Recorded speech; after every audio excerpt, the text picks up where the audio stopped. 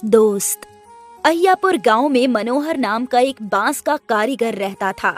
मनोहर पैरों से अपाहिज था। उसका बेटा प्रीतम उसके काम में मदद किया करता था। प्रीतम बांस के बास्केट्स भी बनाता, उन्हें रंग भी लगाता और बाजार में जाकर उन बास्केट्स को बेचा भी करता था। गांव के सभी लोग प्रीतम के जैसा होनहार बेटा चाहते थे। उन्हीं में से एक श्रीधर भी था। श्रीधर का बेटा राज 20 साल का हो चुका था और अब तक उसने कमाना शुरू नहीं किया था। अरे कमबख्त, खा खा के इतना बड़ा हो गया है, कुछ काम क्यों नहीं करता? देख उस प्रीतम को, 2 साल से अपने पिता का पूरा काम संभाल लिया है उसने और अब अपने पिता से भी ज्यादा कमाता है। और एक तू है निकम्मा। पापा, मुझे आपकी तरह टेलरिंग नहीं करनी, मैं कुछ बड़ा करूंगा। और वो प्रीतम भी कोई बड़ा काम नहीं कर रहा, बास्केट ही बना रहा है, समझे? वो कुछ भी कर रहा है, कम से कम कमा रहा है। तेरी तरह मुफ्त की रोटियां नहीं तोड़ रहा। हाँ, मैं भी कमाऊंगा और जल्दी ही। श्रीधर हर वक्त राज को ताने सुनाया करता था और राज उस लायक भी था। ऐसा नहीं था कि उसे काम नहीं मिल रहा था, पर वो हर काम को छोटा समझता था। अरे मंटू, चल क्रिकेट खेलते हैं। नहीं यार, मैं जा रहा हूँ काम पर। तूने कौन सा काम शुरू कर दिया? अभी पिछले हफ्ते ही बगल वाले गांव में एक कैटरर्स है, उनको लड़कों की तलाश है, पगार भी अच्छी है। तू कहे तो तेरी भी बात कर लूं। नहीं, मैं कैटरिंग वैटरिंग का काम नहीं करूंगा, तू जा। ठीक है, जैसी तेरी मर्जी। मोंटू चला गया और उसके बाद राज ने देखा कि प्रीतम भी अपनी हाथ गाड़ी पर ढेर सारे बास्केट्स लाद कर बाजार की ओर निकल पड़ा। जब देखो पापा इसका नाम ले लेकर मेरा दिमाग खराब करते हैं। मैं इसकी तरह धूप में बाजार में खड़े थोड़ी रह सकता हूँ, लेकिन इसका कुछ करना होगा। आज इसे अच्छा सबक सिखाऊंगा। राज ने प्रीतम का पीछा किया। प्रीतम बाजार गया और जोर जोर से आवाज लगाने लगा। ग्राहक उसकी ओर आकर्षित हुए और उसके रंग बिरंगे बास्केट्स खरीदने लगे।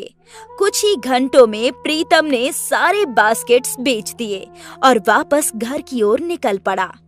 तभी रास्ते में राज ने प्रीतम को आवाज लगाई। अरे प्रीतम! प्रीतम रुक गया। तू यहाँ? अरे वो पापा के कुछ कपड़े देने आया था। अच्छा है। तेरे तो सारे बास्केट्स बिक गए। हाँ, बास्केट्स बनते ही इतने अच्छे हैं, वो तो है। राज ने प्रीतम को अपनी बातों में उलझाए रखा और धीरे से उसके पैसे की पेटी से सारे पैसे चुरा लिए। चल अब मैं चलता हूँ, मुझे काम याद आ गया। ठीक है दोस्त। राज सारे पैसे चुराकर गायब हो गया। जब प्रीतम घर पहुंचा तो पैसों की पेटी खाली थी। मैंने सारे पैसे इसी में तो रखे थे। क्या हुआ? पता नहीं पिताजी, मैंने इसी में पैसे रखे थे, अब पैसे मिल नहीं रहे। प्रीतम के बहुत ढूंढने के बाद भी उसे पैसे नहीं मिले। लगता है गिर गए, जाने दो, छोड़ो। प्रीतम दुखी था कि उसकी मेहनत की कमाई गायब हो गई। उस दिन बाप बेटे ने मिलकर वापस नए रंग बिरंगे बास्केट्स बनाए। अगले दिन भी प्रीतम ने बाजार में बास्केट्स बेचकर पैसे कमाए।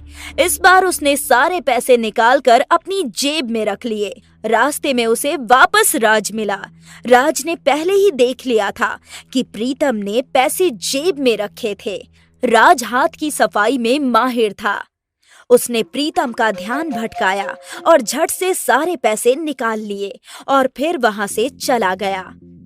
प्रीतम घर पहुंचा और अब वो पैसे जेब में ढूंढने लगा। पापा, पैसे फिर से गायब हैं। ऐसा कैसे हो सकता है? देख, वहीं कहीं होगा। प्रीतम ने सब जगह ढूंढा पर उसे पैसे नहीं मिले। वो परेशान हो गया और आज मनोहर भी परेशान हो गया। रास्ते में तुझे कोई मिला था? हाँ, राज मिला था, वो कल भी मिला था। ठीक है। पर मनोहर ने आज भी पैसे गुम होने की बात नजरअंदाज की। अगली सुबह मनोहर घर के बाहर बैठा था, तभी उसने राज को देखा। राज बेटा, यहाँ आओ। हाँ काका, बोलिए। पता नहीं कैसे पर 2 दिनों से प्रीतम जो भी पैसे कमा रहा है वो कहीं खो जाता है। क्या तुम्हें कुछ पता है इस बारे में? अब कैसे बताऊं काका? बात क्या है? तू बताएगा नहीं तो मुझे पता कैसे चलेगा? काका, मैंने प्रीतम को जुए की दुकान पर देखा था। अब वो किसके पैसों से जुआ खेलता है वो मुझे नहीं पता। हे राम, मेरा प्रीतम जुए में पैसे हार रहा है। अब इसके बारे में तो आप ही उससे पूछिए। राज ने मनोहर को झूठ बोला कि प्रीतम जुआ खेलता है। प्रीतम रोज की तरह बाजार में रंग बिरंगे बास्केट्स बेच आया और उसने सारे पैसे अपनी पैंट की जेब में रख दी और फिर से उसके पैसे चुरा लिए। अब जब प्रीतम घर पहुंचा, आज के पैसे दे। प्रीतम ने जेब में हाथ डाला तो जेब खाली थी। क्या हुआ, आज भी पैसे नहीं है? तू ये रोज रोज पैसे खो जाने का बहाना क्यों करता है?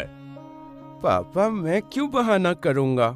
क्योंकि तुझे जुआ खेलने की बुरी लत लग गई है।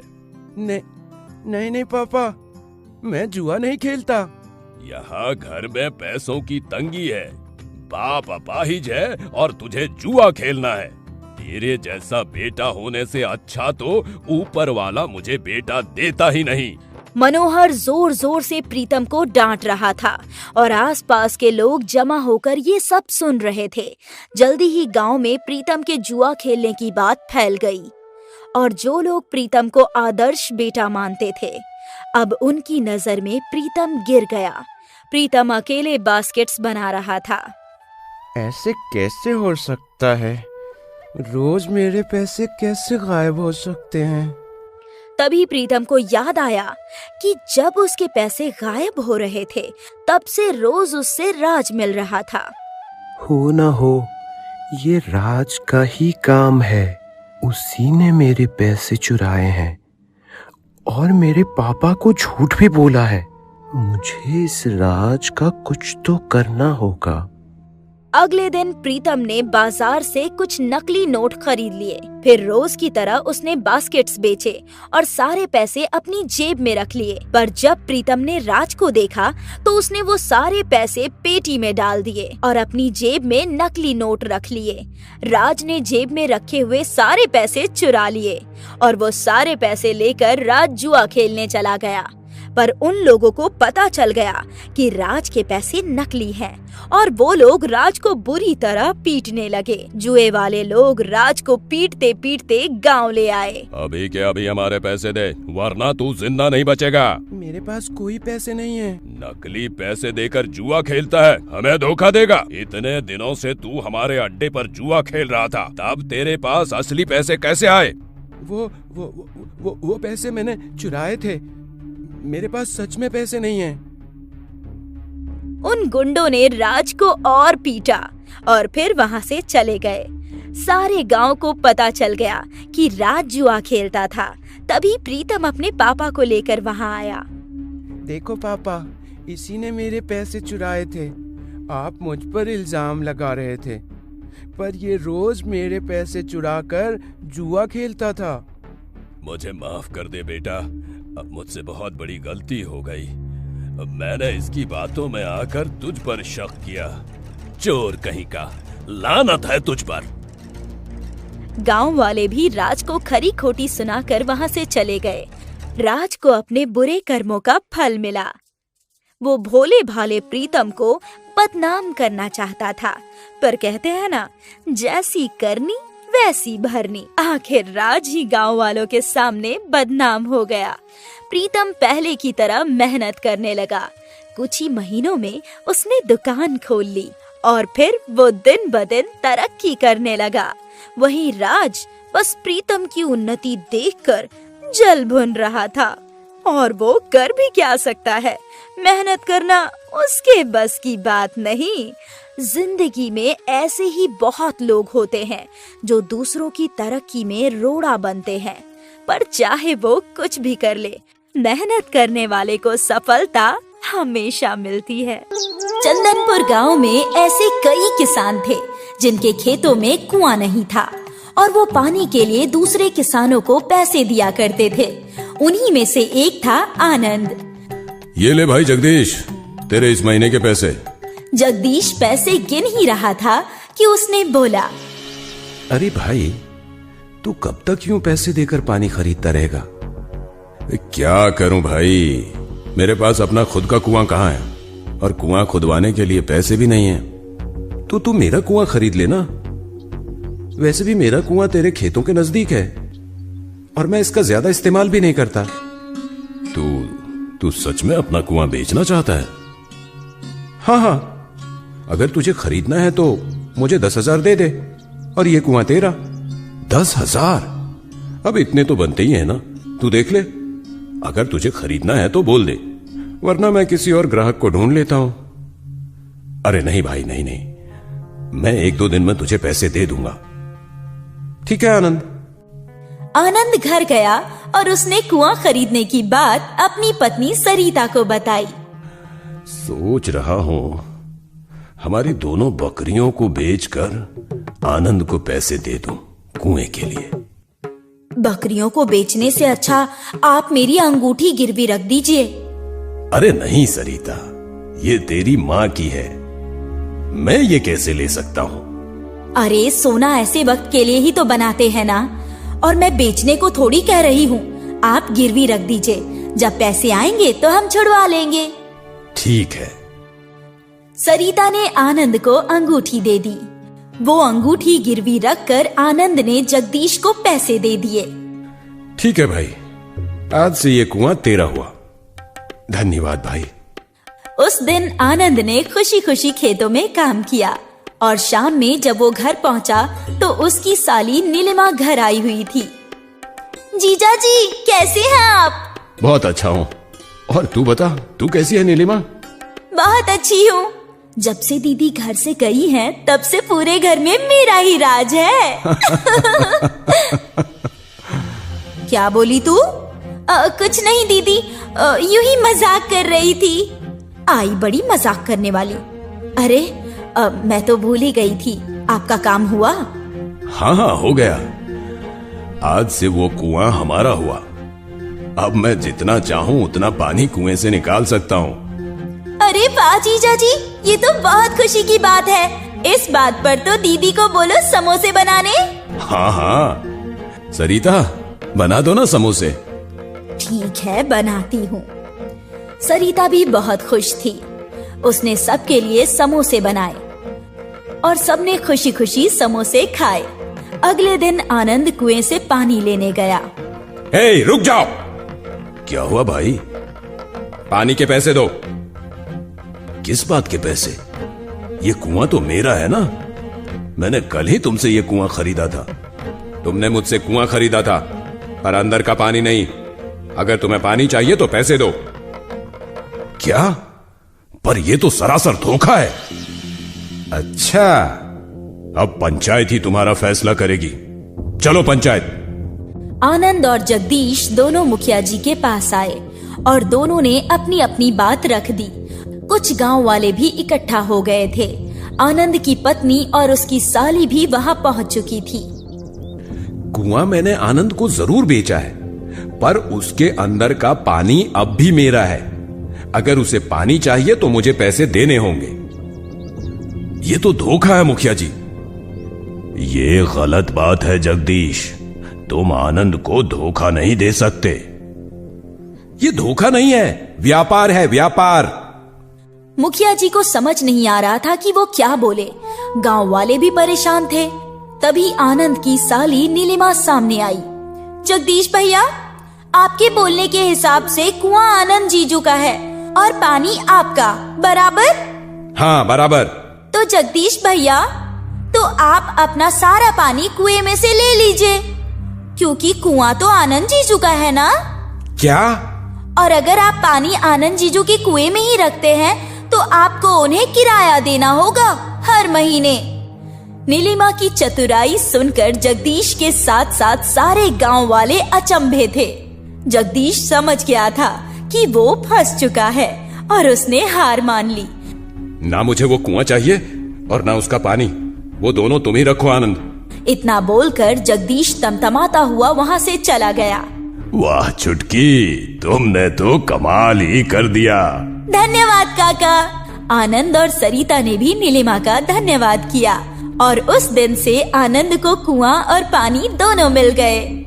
इस घटना को अभी कुछ ही दिन बीते थे कि जगदीश आनंद के घर कुछ लोगों के साथ आया। तुम यहाँ क्या कर रहे हो? अरे जो हुआ उसे भूल जाओ। आज मैं यहाँ एक शुभ कार्य के लिए आया हूँ। कैसा शुभ कार्य? ये मेरे साथ जो है वो है पंडित त्यागी जी। ये हमारे राज्य के मशहूर विद्वान हैं। बहुत कीर्ति है इनकी। बड़ा घर, जमीन, जायदाद और भी बहुत कुछ है। ये सब तो ठीक है, पर इन्हें हमसे क्या काम है? ये अपने इकलौते बेटे के लिए लड़की ढूंढ रहे हैं। शर्त ये है कि बहू बहुत ही बुद्धिमान हो, और मुझे लगा तेरी साली इनकी बहू बनने के योग्य है। रिश्ते की बात सुनकर आनंद और सरिता के चेहरे पर मुस्कान आ गई, पर नीलिमा समझ चुकी थी कि दाल में कुछ काला है। भला कोई अपनी बेइज्जती के बाद मेरे लिए रिश्ता ला सकता है क्या? ये जरूर मुझसे बदला ले रहा है। खैर, मैं भी नीलिमा हूँ, देख लूंगी। अरे आइए आइए, बैठिए। सरिता, थोड़ा जलपान का इंतजाम करो। सरिता ने मेहमानों को चाय वगैरह दिया और फिर बातचीत शुरू हुई। वैसे तो हमने कई लड़कियां देखी हैं, पर एक भी लड़की इतनी बुद्धिमान नहीं मिली कि जो हमारे बेटे के साथ विवाह के योग्य हो। पर जगदीश ने तुम्हारी साली की बहुत प्रशंसा की है, इसलिए हम यहाँ चले आए। बहुत अच्छी बात है। हम लड़की से बात करना चाहते हैं। नीलिमा सामने आकर बैठ गई। बेटी, तुम्हारे पास दो विकल्प हैं। या तो हमारे 100 सरल प्रश्नों का उत्तर दो, या तो हमारे एक कठिन प्रश्न का उत्तर दो। तुम्हें जो विकल्प पसंद है बता दो। नीलिमा ने थोड़ा सोचा। आप हमसे कठिन प्रश्न पूछिए। नीलिमा का जवाब सुनकर आनंद और सरिता थोड़े घबरा गए। वहीं जगदीश मन ही मन खुश हुआ। अब आएगा मजा। आज सबके सामने इस लड़की का भी मजाक उड़ेगा। मेरा बदला पूरा हो जाएगा। जैसी तुम्हारी इच्छा बेटी। अब तुम्हें हमारे केवल एक कठिन प्रश्न का उत्तर देना होगा। जी। तो हमारा प्रश्न ये है कि पहले मुर्गी आई या अंडा? प्रश्न सुनकर सरिता ने माथा पकड़ लिया। आनंद भी उलझन में था, क्योंकि ये गुत्थी तो अब तक सुलझी ही नहीं थी। शायद ही कोई होगा जिसे पता होगा कि पहले मुर्गी आई या अंडा।